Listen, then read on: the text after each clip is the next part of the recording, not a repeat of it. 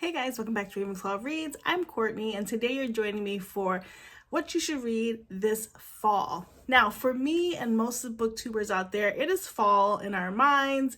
I live in the Midwest. It's already starting to get a little bit more crisp outside. I love the fall and the fall weather, and I'm so looking forward to digging into some different types of reads. Even if you live in a hotter place or you're not really ready to embrace fall, at least your TBR is starting to look more like fall. And so I wanted to give you some recommendations of good fall books to get you into that fall mood. When I think about fall and reading, I really lean into like dark academia. I lean into fantasy, murder mysteries, thrillers, cozy mysteries, and I live in that zone probably until about November when I start reading a ton of holiday books. But I am so excited to be getting out of the summer books. I think I did my fair share of beach reads, summer romances, and now I'm ready to dive into some darker content. So I'm going to share with you some books that I think are great picks for the fall for you to get cozy with. Some of these are ones that I've read, some are on my list for this fall. So let's get right into it. Okay, I don't have a real order for these, so I'll just kind of go with what's on my desk right now. There are a few series that I want to pull out and some standalones. So let's see what we have. First up, we have the Quintessential Fall series. This is the Harry Potter series. These are the adult editions. They just have different covers. My namesake is Ravenclaw Reads. I love Harry Potter. I am a Ravenclaw, and I do try to read or reread the Harry Potter books or watch the movies in the fall. I picked up this collection because I like to have so many of the different collections. I think I have maybe 4 or 5 sets at this point.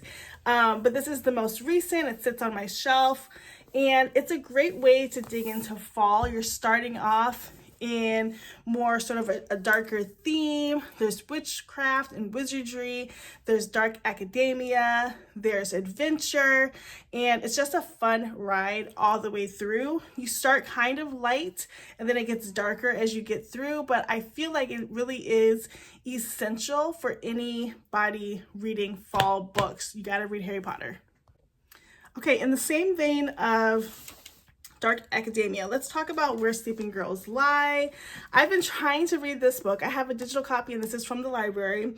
But this book follows students at a sort of boarding school, and weird things are happening, and they have to figure it out. So it's like thriller, mystery, and some magic stuff going on, I believe.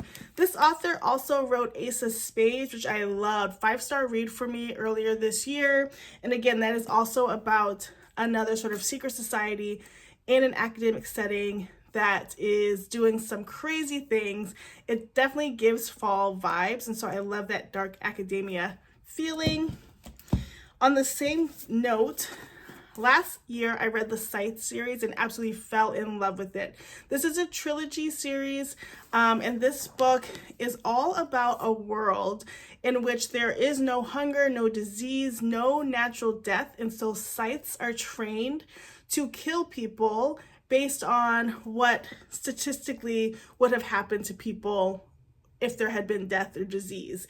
As we go throughout the series, we follow the training of 2 students in particular. We follow their journey, and then we follow more into the world and politics, as well as the community at large. I really, really loved these books. I read them last year, probably around this time, maybe a little bit earlier, but they were so good to get into.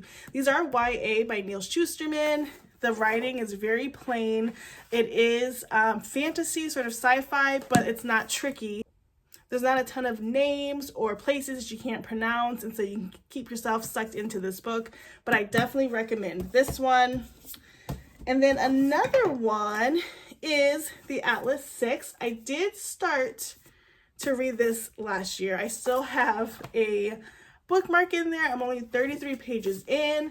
But this one says, each decade, only the 6 most uniquely talented magicians are selected to earn a place in the Alexandrian society, the foremost secret society in the world. The chosen will secure a life of power and prestige beyond their wildest dreams. but at what cost?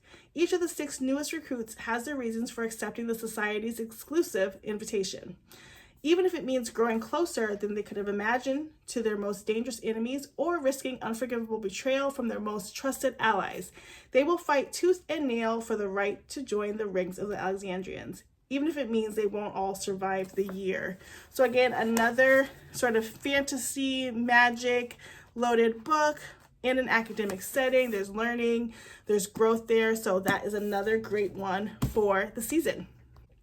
Let's talk about a couple more standalones and then we'll get into the series. I am anxiously awaiting to read this book, Murder in the Family. This book is a multimedia book where I was really into this for a hot minute, but it basically is, you're telling the story, but you have like different forms of media to tell the story, whether it's police interviews or pictures or documents. And this one says, in December 2003, Luke Ryder, the stepfather of acclaimed filmmaker Guy Howard, was found dead in the garden of their suburban family home.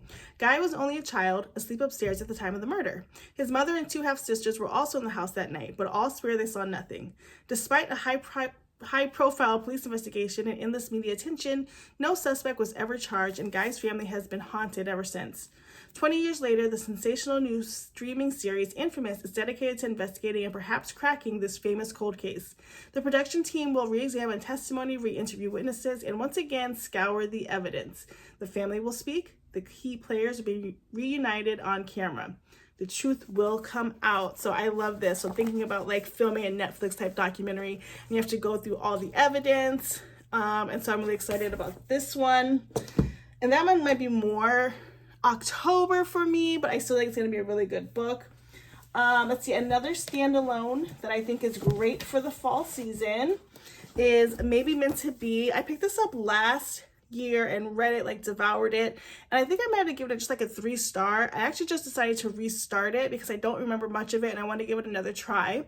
But it says, everyone at the Bexley School believes that Sage Morgan and Charlie Carmichael are meant to be. Even though Charlie seems to have a new girlfriend every month and Sage has never had a real relationship, their friends and family all know it's just a matter of time until they realize that they are actually in love. When Luke Morrissey shows up on campus, his presence immediately shakes things up. Charlie and Luke are drawn to each other the moment they meet, giving Sage the opportunity to spend time with Charlie's twin brother, Nick. But Charlie is afraid of what others will think if he accepts that he has much more than a friendship with Luke. And Sage fears that if she lets things with Nick get too serious too quickly, they won't be able to last as a couple outside of high school and they'll miss their chance at forever. So this is studying in a school. It's like a boarding school. You see it's got sort of the fall cover, really cute YA book. And I just want to try it again because I don't think I gave it a fair shot. So I'm excited about that.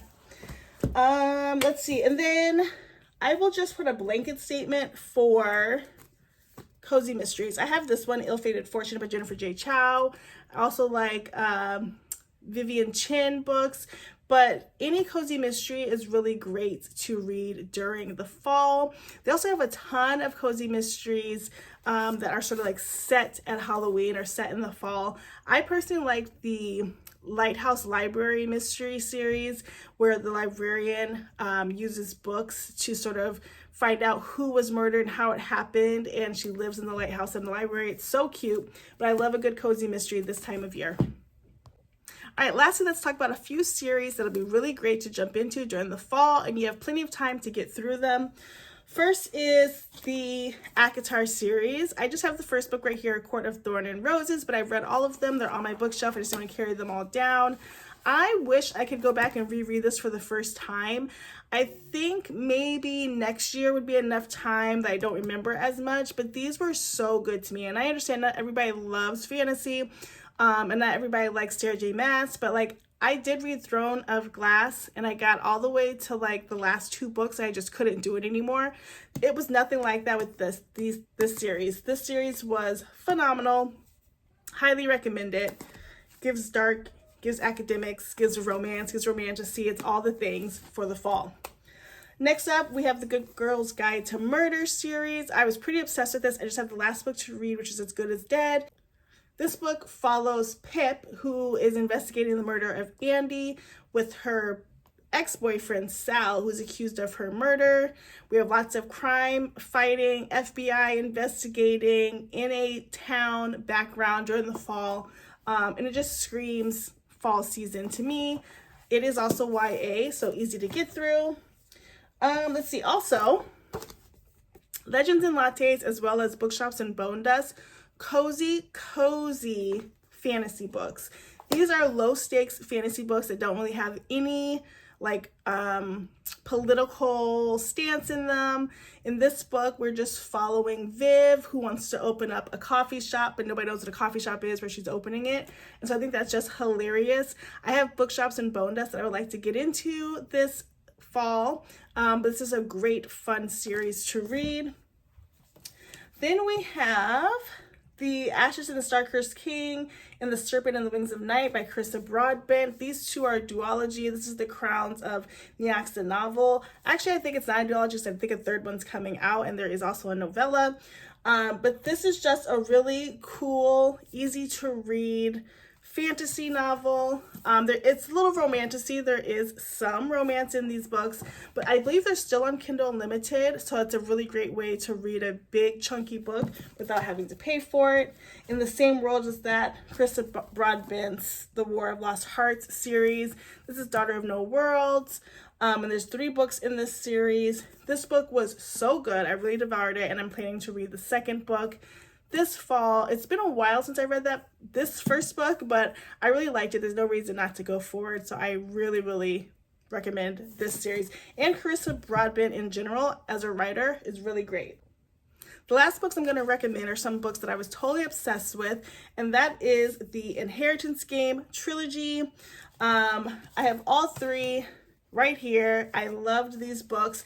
In this book, we follow Avery, who is been given an inheritance by someone she doesn't know. She's brought to a house that she has to live in for 1 year in order to gain her inheritance. However, it's really hard to live there when everybody in the house is trying to kill you. So she teams up with the brothers of the brothers, and they are the grandchildren of the guy who gave her the inheritance, and they try to figure out how all the puzzle pieces that she needs to figure out in order to get that inheritance.